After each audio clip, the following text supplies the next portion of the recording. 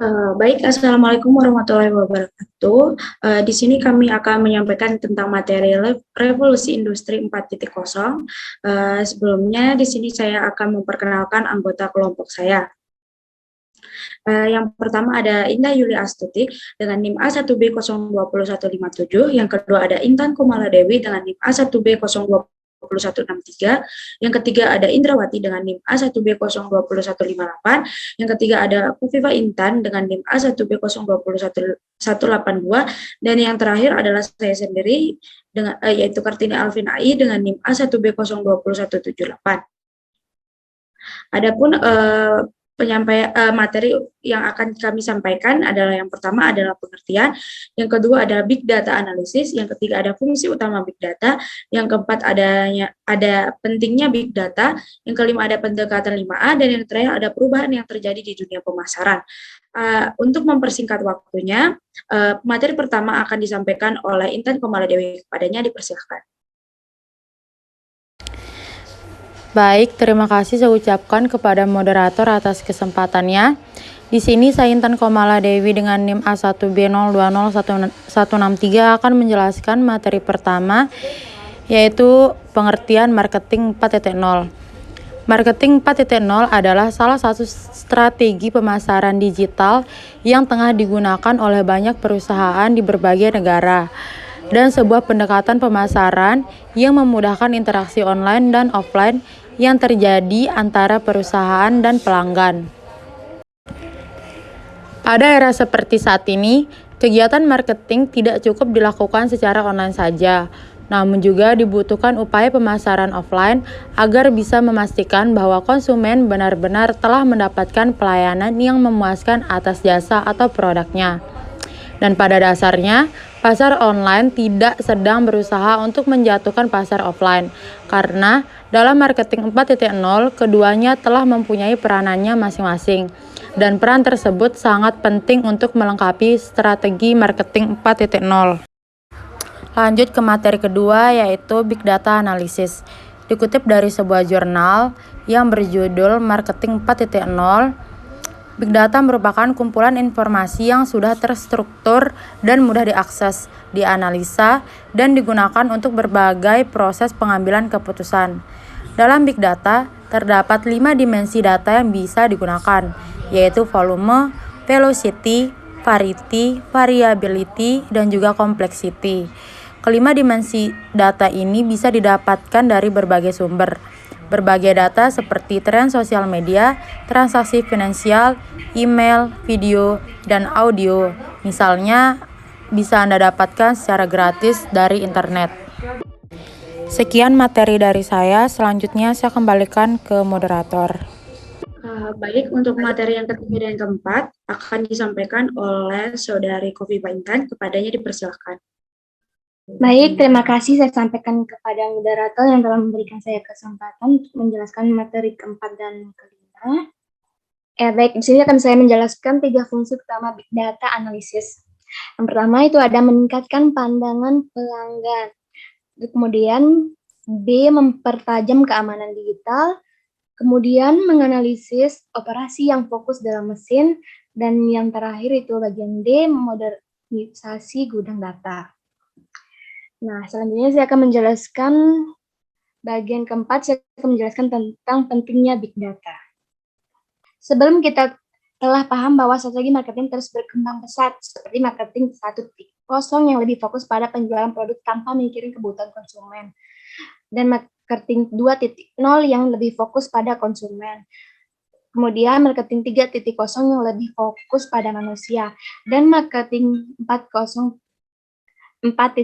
yang digunakan dengan memadukan strategi online dan offline demi meningkatkan customer engagement. Dengan berkembangnya strategi marketing yang terjadi tiap tahun, maka teknik pendekatannya pun akan berbeda.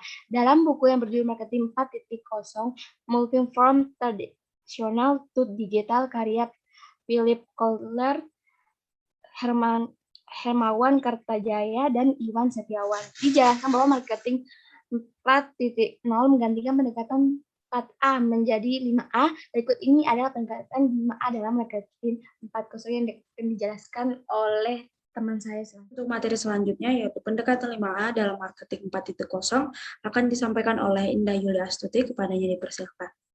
Baik, terima kasih moderator. Saya Indah Yulia Astuti akan menjelaskan materi tentang pendekatan 5A dalam marketing 4.0.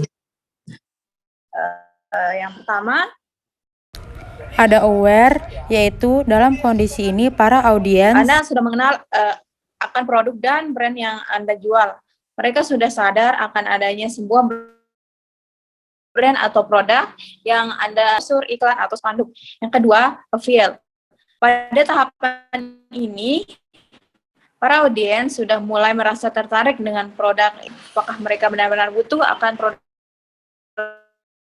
tersebut, atau mereka juga akan memikirkan apa yang mereka harus membeli produk itu.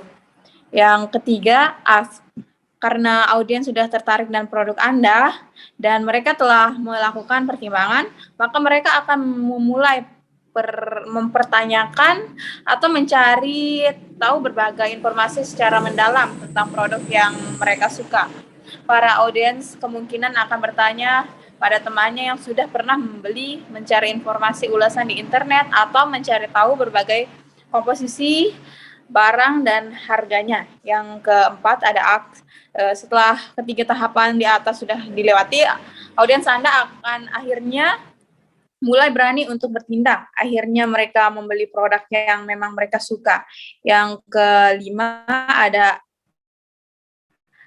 ada advocate, ya itu jika pelanggan merasa puas akan produk yang sudah dibelinya, mereka akan membeli advocate atas produk Anda. Artinya mereka akan mulai merekomendasikan produk tersebut yang mereka beli dengan cara bisa bermacam-macam seperti memberikan feedback, rekomendasi, atau berbagai ulasan online atau offline.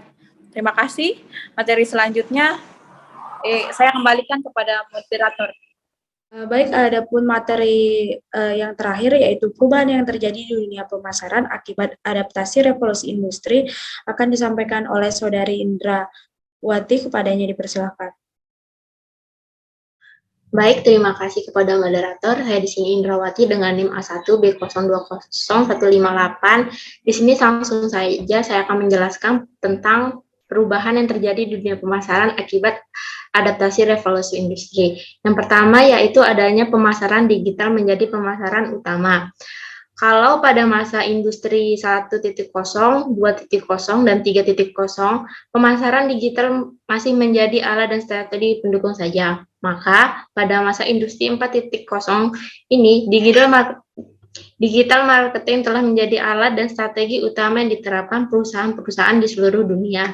Gaya hidup umat manusia di seluruh dunia pun mengalami perubahan drastis pada industri 4.0 ini. Kalau dahulu orang di dunia ini hanya memanfaatkan komputer dan internet untuk berkomunikasi saja, kini di masa industri 4.0, komputer dan internet telah menjadi bagian dari aspek kehidupan manusia sehari-hari melalui dari komunikasi, bekerja, belajar, berbelanja, hiburan, dan lain sebagainya. Yang kedua yakni semakin banyak perusahaan manufaktur yang menjangkau and answer produk secara langsung, yang dimana maksudnya yakni mata rantai distribusi barang-barang hasil produksi manufaktur di seluruh di dunia yang dulunya panjang kini dipangkas menjadi semakin pendek karena perusahaan-perusahaan manufaktur di seluruh dunia sudah banyak yang mulai menjangkau and share produk lewat pemasaran digital. Kini semakin banyak perusahaan manufaktur di dunia ini yang membuka toko online sendiri atau memanfaatkan situasi seperti global dan Alibaba untuk memperpendek mata rantai distribusi untuk atau bahkan menjangkau and share produk secara langsung. Yakni lanjut yang ketiga yaitu potensi pertumbuhan penjualan yang sangat besar, yang dimana maksudnya adalah pemanfaatan pemasaran digital pada dunia industri juga memberikan potensi pertumbuhan penjualan yang sangat besar, sebab digital marketing membuat perusahaan manufaktur di seluruh dunia mampu menjangkau pasar global dan mudah, efisien, dan efektif. Dengan demikian, mudah dan efisien dalam menjangkau ad share, maka semakin mudah pula bagi industri manufaktur untuk meningkatkan penjualan dan profit. Kala kalau dulu pada masa industri 1.0, 2.0, dan 3.0, pertumbuhan penjualan industri manufaktur sangat bergantung dan ditentukan oleh rantai distribusi yang kompleks dan berbiaya tinggi. Kini pada masa industri 4.0, distribusi menjadi simpel dan murah. Yang selanjutnya adalah data menjadi sangat penting. Dan di mana maksudnya dalam industri 4.0 ini, data yang detail menjadi sangat mudah dan diakuasi oleh para industri manufaktur, baik itu mengenai pengadaan bahkan bahan baku dari supplier pada saat proses produksi sampai pengiriman produk pada end share. Data mengenai perilaku end share, industri manufaktur menjadi lebih mudah didapatkan. Data-data yang sangat detail tersebut akan sangat diperlukan dalam membuat dan melaksanakan strategi pemasaran digital. Sekian materi yang bisa saya sampaikan, saya kembalikan kepada moderator. Terima kasih. Baik, sekian yang dapat kami presentasikan. Adapun kesimpulan dari presentasi ini adalah revolusi industri di dunia telah memasuki revolusinya yang keempat, di mana revolusi ini adalah revolusi terbesar bagi industri dengan perkembangan dunia pemasaran yang pesat. Marketing 4.0 menjadi strategi yang diprioritaskan oleh banyak perusahaan, karena metode ini dianggap bisa membantu perusahaan agar tetap relevan di era modern ini. Dan dengan masuknya revolusi industri 4.0, Indonesia dapat membuat peningkatan ekonomi yang baik bagi Indonesia. Sekian yang dapat kami sampaikan, kurang lebihnya mohon dimaafkan. Wabillahi taufiq wal hidayah. Wassalamualaikum warahmatullahi wabarakatuh.